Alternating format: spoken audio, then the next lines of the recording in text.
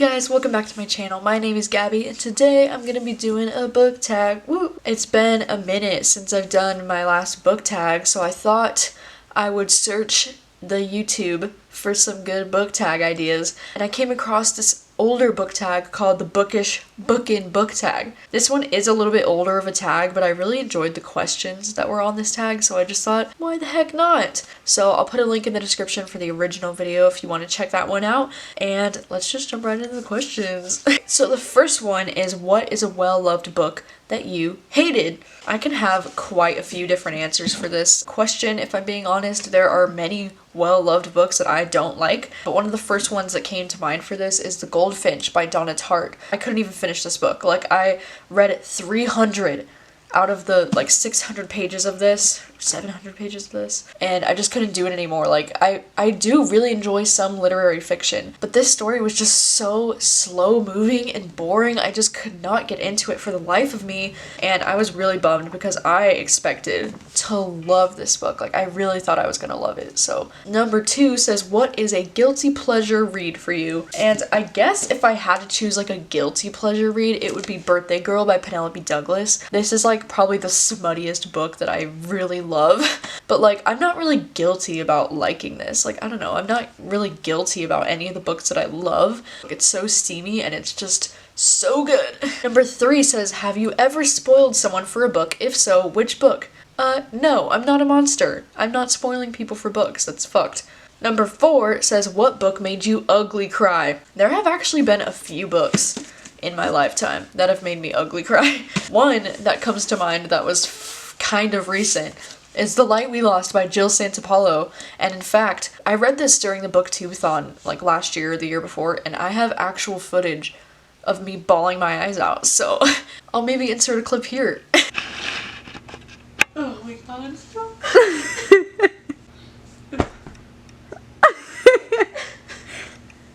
That was really sad. Oh, Jesus Christ.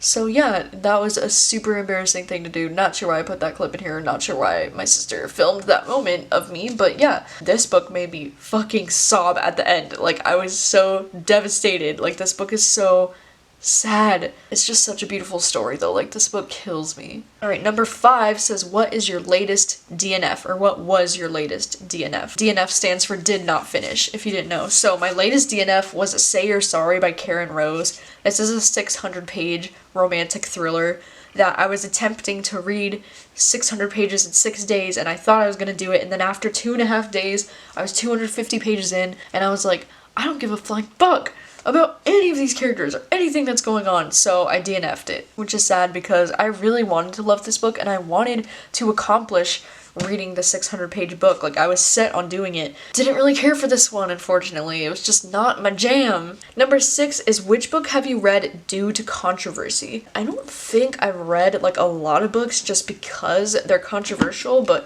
one that came to mind is A Heart and a Body in the World, just because this book deals with a very controversial topic. I don't think this book itself is very controversial, but the topic in this book that this book is about, I think, is a very controversial one, unfortunately. I don't know, like, I don't typically like read books just because they're controversial. Like, number 6 says, have you read a book where you questioned the author's sanity? I think a lot of times when I read thrillers, I'm like, wow, like, how did they come up with this stuff? Like, they must be fucking insane. But one that especially comes to mind is You by Caroline Kepnes, because, oh my gosh, like, reading this book literally feels like you're reading from the point of view of a fucking psychopath.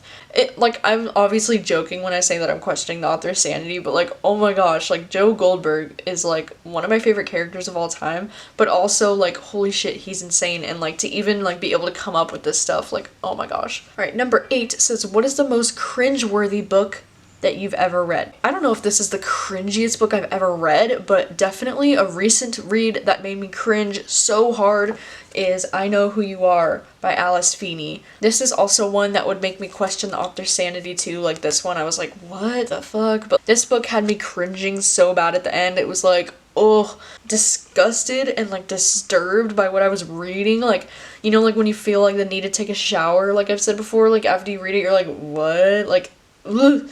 All right, number 9 says, what book have you read solely due to the cover?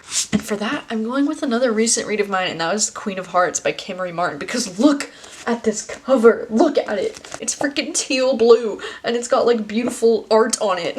So immediately I was drawn to this, and this book is like a medical drama like type of thing, and I kind of had a feeling I wouldn't like this because I'm not really into medical dramas and like stuff like that, but I just wanted to give it a chance because it has a really beautiful cover because I'm shallow. Okay, so number 10 says, name a book that you're embarrassed to admit that you've read. This is kind of like the guilty pleasure question. Like, I'm not really embarrassed by anything that I've read. Like, I don't know, but like for the sake of this answer, I'm gonna say 50 Shades of Grey, because I guess this is one that I read because of the controversy.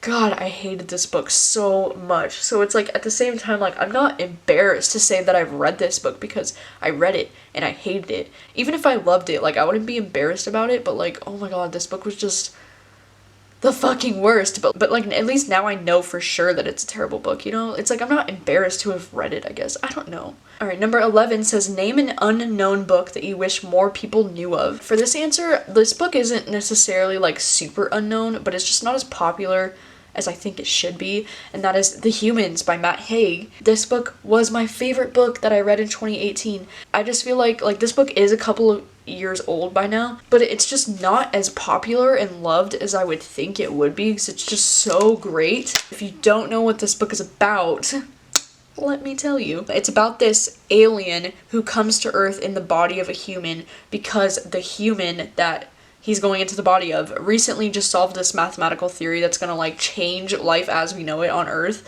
and the aliens have been watching us and they're like, holy shit, like humanity's not ready for that, like you need to go down there and kill everyone who knows about this mathematical theory. So that's what he sets out to do, and this book is told from the aliens' point of view, and this book is so funny because it's like told from the point of view of an alien, so he's like watching humanity and like making fun of us and being like, they're so stupid, oh my god, amazing. Like, I don't know anybody who wouldn't like this book. It's just so great.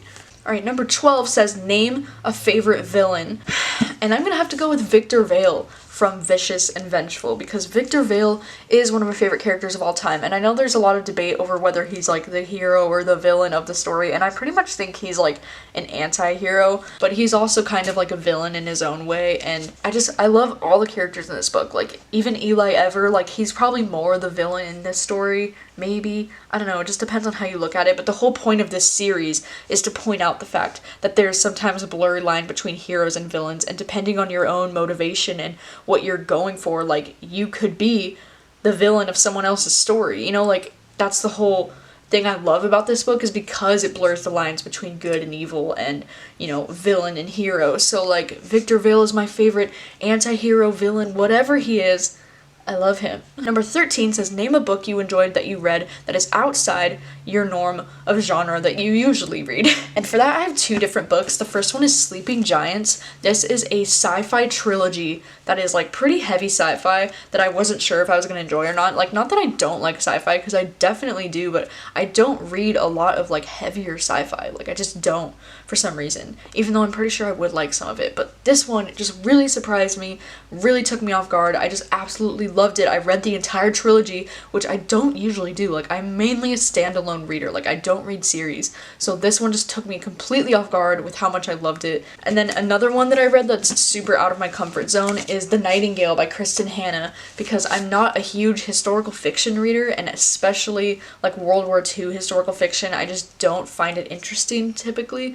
But this book was so fucking good, and it fucking broke my heart, and I cried so much, and this book actually made me a lot more interested in reading more historical fiction and giving it more of a chance, because I've always been the kind of person that's like, it's not really my thing, skip, you know, but like now I'm actually more open to like, okay, maybe I'll actually like give it a chance, you know, because it might be the next Nightingale, like it might be amazing. Alright, and the last question says, name tropes that you actually enjoy reading. There's a lot of tropes that I actually enjoy reading, and I don't know why that question kind of makes it seem like tropes are a bad thing, or like tropes are things that you shouldn't enjoy in books, but like literally every book ever has some kind of trope in it. Like, some tropes, I guess, that I really enjoy reading in romance novels include fake dating, I really love that one, or fake marriage especially. I also really love like hate to love like bantery romance if it's done right and not in like a toxic, you know, gross way. I also do enjoy love triangles as long as it's like realistic and authentic. Kind of like The Light We Lost. This book has a very real love triangle going on that just like rips your fucking heart out, and it's so good. And I feel like love triangles like this I really enjoy, and especially also books like One True Loves by Taylor Jenkins Reid. Like those kind of love triangles I'm here for. Like that shit is so good, but not like the ones where like in Twilight where it's just two guys being like, I want you, no, I want you, like not like that. But yeah, those are some of my favorite romance tropes. I mean, I don't know why people consider like tropes to be a negative thing. Like it's not. Like every book ever has a trope. That was the Bookish Bookin book tag. That is a lot of words with book in it. Thank you so much for watching, and let me know what your thoughts are on any of these answers and what your answers are to any of these. Like, do you have any guilty pleasure reads, or do you have any books you only read because of the cover, or like what books have made you ugly cry? Yeah, let me know some of your responses, and thank you so much for watching as always, and I will see you guys soon with a new video.